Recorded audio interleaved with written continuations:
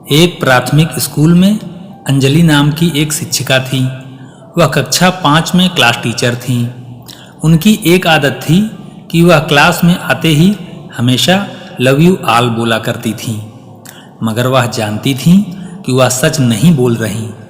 वह कक्षा के सभी बच्चों से एक जैसा प्यार नहीं करती थीं। क्लास में एक ऐसा बच्चा भी था जो उनको फूटी आंख नहीं सुहाता था। उसका नाम राजू था। राजू मैली कुचैली स्थिति में स्कूल आ जाया करता था। उसके बाल खराब होते, जूतों के बंद खुले रहते, शर्ट के कॉलर पर भी मैल के निशान होते थे। पढ़ाई के दौरान भी उसका ध्यान कहीं और होता था।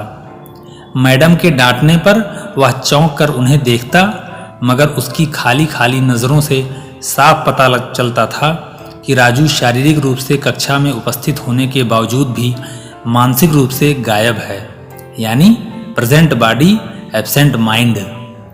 धीरे धीरे मैडम को राजू से नफरत सी होने लगी।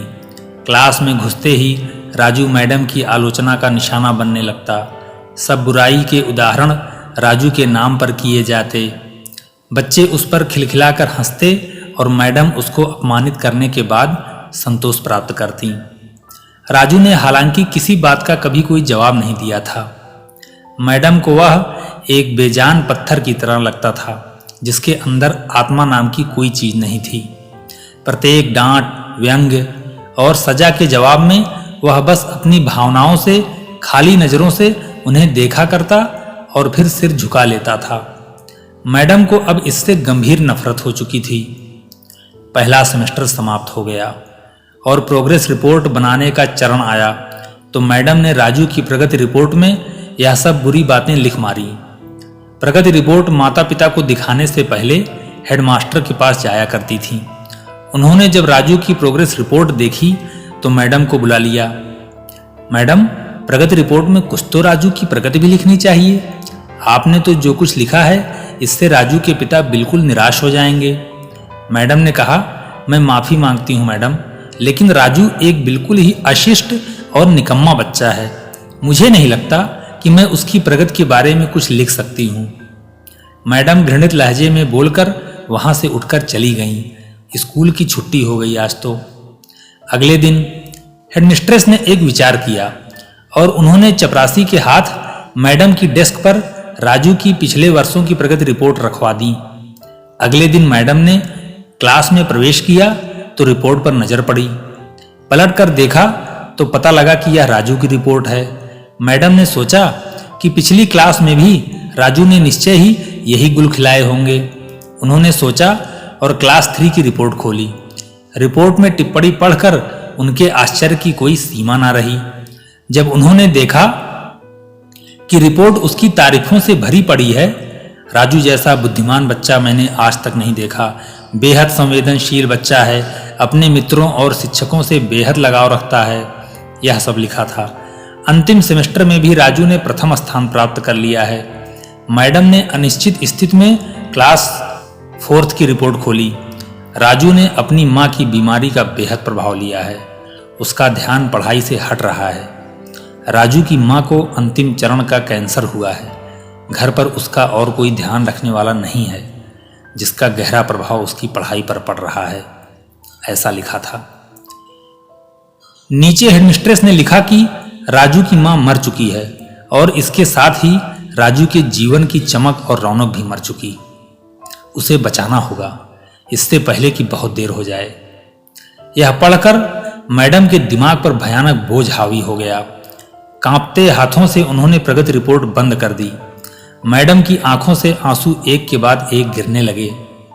मैडम ने साड़ी से अपने आंसू पोंछे। अगले दिन जब मैडम क्लास में दाखिल हुई तो उन्होंने अपनी आदत के अनुसार अपना पारंपरिक वाक्यांश लव यू ऑल दोहराया, मगर वह जानती थी कि वह आज भी झूठ बोल रही हैं, क्योंकि इसी क्लास में बैठे एक उलझे बालों वाले बच्चे राजू के लिए जो प्यार वह आज अपने दिल में महसूस कर रही थी, वह क्लास में बैठे और किसी बच्चे से अधिक था। पढ़ाई के दौरान उन्होंने रोजाना दिनचर्या की तरह एक सवाल राजू पर दागा और हमेशा की तरह राजू ने सिर झुका लिया। जब कुछ देर तक मैडम से कोई डांट फटकार सहपाठी सहयोगियों से हंसी की आवाज उसके कानों में ना पड़ी तो उसने अचंभे में सिर उठाकर मैडम की ओर देखा। अप्रत्याशित उनके माथे पर आज बल ना थे, वह मुस्कुरा रही थीं। उन्होंने राजू को अपने पास बुलाया और उसे सवाल का जवाब बताकर जबरन दोहराने के लिए कहा। राजू 3-4 बार के आग्रह के बाद अंततः बोल ही पड़ा। उसके जवाब देते ही मैडम ने ना सिर्फ खुद खुश होकर तालियां बजाईं बल्कि सभी बच्चों से भी तालियां बजवाईं। फिर तो यह दिनचर्या बन गई। मैडम हर सवाल का जवाब अपने आप बताती और फिर उसकी खूब सराहना, खूब तारीफ करती। प्रत्येक अच्छा उदाहरण राजू के कारण दिया जाने लगा। धीरे धीरे पुराना राजू सन्नाटे की कब्र फाड़कर बाहर आ गया। अब मैडम को सवाल के साथ जवाब बताने की जरूरत नहीं पड़ती थी। वह रोज बिना त्रुटि उत्तर देकर सभी को प्रभावित करता और नए नए सवाल पूछकर सबको हैरान भी कर देता। उसके बाल अब कुछ हद तक सुधरे हुए रहते, कपड़े भी काफी हद तक साफ होते, जिन्हें शायद वह खुद धोने लगा था। देखते ही देखते साल समाप्त हो गया और राजू ने दूसरा स्थान हासिल कर क्लास 5 पास कर लिया, यानी अब दूसरी जगह स्कूल में दाखिले के लिए तैयार था। क्लास 5 की विदाई समारोह में सभी बच्चे मैडम के लिए सुंदर उपहार लेकर आए और मैडम की टेबल पर ढेर लग गया। इन खूबसूरती से पैक किए हुए उपहारों में से एक पुराने अखबार में बदतर सलीके से पैक हुआ एक उपहार भी पड़ा था। बच्चे उसे देखकर हंस रहे थे। किसी को जानने में ये देर ना लगी कि यह उपहार राजू लाया होगा। मैडम ने उपहार के इस छोटे से पहाड़ में से लपक कर राजू वाले उपहार को निकाला। खोलकर देखा तो उसके अंदर एक महिलाओं द्वारा इस्तेमाल की जाने वाली इत्र की आधी इस्तेमाल की हुई शीशी और एक हाथ में पहनने वाला एक बड़ा सा कंगन था, जिसके ज्यादातर मोती झड़ चुके थे। मिस ने चुपचाप इस इत्र को खुद पर छिड़का और हाथ में कंगन पहन लिया। बच्चे यह दृश्य देखकर हैरान रह गए और खुद राजू भी हैरान। आखिर राजू से रहा ना गया और मिस के पास आकर खड़ा हो गया।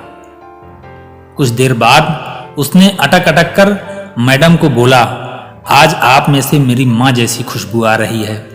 इतना सुनकर मैडम के आंखों में आंसू आ गए और मैडम ने राजू को अपने गले से लगा लिया। राजू अब दूसरी क्लास में जाने वाला था। राजू ने दूसरी जगह स्कूल में दाखिले के लिए अप्लाई कर दिया था। धीरे धीरे उसका एडमिशन के बाद वहां साल बीतता गया। दिन, सप्ताह, महीने और साल में बदलते गए। भला कहाँ देर लगती है समय को बीतने में। मगर हर साल के अंत में मैडम को राजू से एक पत्र नियमित रूप से प्राप्त होता था, जिसमें लिखा रहता था, इस साल कई नए टीचर्स से मिला मगर आप जैसा मैडम कोई नहीं था। फिर राजू की पढ़ाई समाप्त हो गई और पत्रों का सिलसिला भी समाप्त हो गया। कई साल गुजर गए और मैडम रिटायर भी हो गईं। एक दिन मैडम के घर अपनी मेल में राजू का पत्र मिला, जिसमें लिखा था, इस महीने के अंत में मेरी शादी है और आपके बिना शादी की बात मैं सोच भी नहीं सकता। एक और बात, मैं जीवन में बहुत सारे लोगों से मिल चुका हूं, पर आप जैसा कोई नहीं है। आपका डॉक्टर राजू। पत्र में साथ ही विमान का आने जाने का टिकट भी लिफाफे में मौजूद था। मैडम खुद को हरगिज न रोक सकीं। उन्होंने अपने पति से अनुमति ली और वह राजू के शहर के लिए रवाना हो गईं। शादी के दिन जब वह शादी की जगह पहुंची तो थोड़ी लेट हो चुकी थी। उन्हें लगा समारोह समाप्त हो चुका होगा, मगर यह देखकर उनके आश्चर्य की सीमा न रही कि शहर के बड़े डॉक्टर, बिजनेसमैन और यहाँ तक कि वहां पर शादी कराने वाले पंडित जी भी थक गए थे कि आखिर कौन आना बाकी है। मगर राजू समारोह में शादी के मंडप के बजाय गेट की तरफ टकटकी लगाए उनके आने का इंतजार कर रहा था। फिर सबने देखा कि जैसे ही एक बुढ़ी औरत ने गेट से प्रवेश किया, राजू उनकी ओर लपका और उनका वह हाथ पकड़ा जिसमें उन्होंने अब तक वह कंगन पहना हुआ था और उन्हें सीधा मंच पर ले आया। राजू ने माइक हाथ में पकड़कर कुछ यूं बोला, दोस्तों, आप सभी हमेशा मुझसे मेरी माँ के बारे में पूछा करते थे और मैं आप सबसे वादा किया करता था कि जल्द ही आप सबको उनसे मिलवाऊंगा। ध्यान से देखो, ये मेरी सबसे प्यारी माँ, दुनिया की सबसे अच्छी माँ, ये मेरी माँ है। मैडम और राजू दोनों की आंखों में आंसू थे।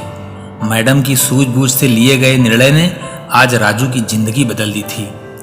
दोस्तों, हमारे आसपास भी राजू जैसे बहुत सारे फूल मुरझा रहे हैं, जिन्हें हमारा जरा सा ध्यान, प्यार और स्नेह नया जीवन दे सकता है। अगर आप अपनी सूझबूझ और थोड़े से प्रयास से एक भी बच्चे को नया जीवन दे ले गए तो समझिए आपका जीवन सफल हो गया।